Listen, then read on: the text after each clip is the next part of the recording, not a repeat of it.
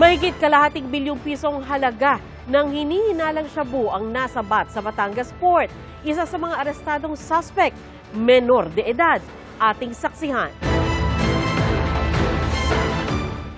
Ipinasa ng mga operatiba ng PIDEA ang operasyon kontra droga sa Batangas Port kaninang umaga. Ang kanilang target, mga suspect na may dalang droga sakay ng barko na galing sa Katiklan.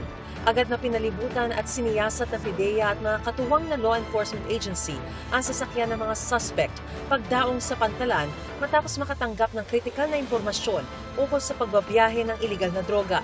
Nasabat ng mga ahente ng PIDEA ang tinatayang 75 kilo ng hinihinalang shabu na nasa 510 million pesos ang halaga. Arestado ang 3 individual kabilang ang 17 anyos sa driver. Mahaharap ang mga suspect sa reklamong paglabag sa Republic Act 9165 o Comprehensive Dangerous Drugs Act of 2002.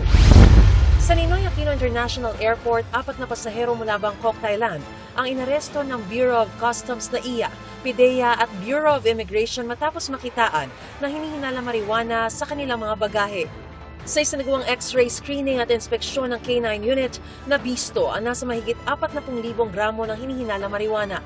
Tinatayang mahigit 62 million pesos ang market value nito. Mahaharap sa kaukulang reklamo ang mga naarestong suspect.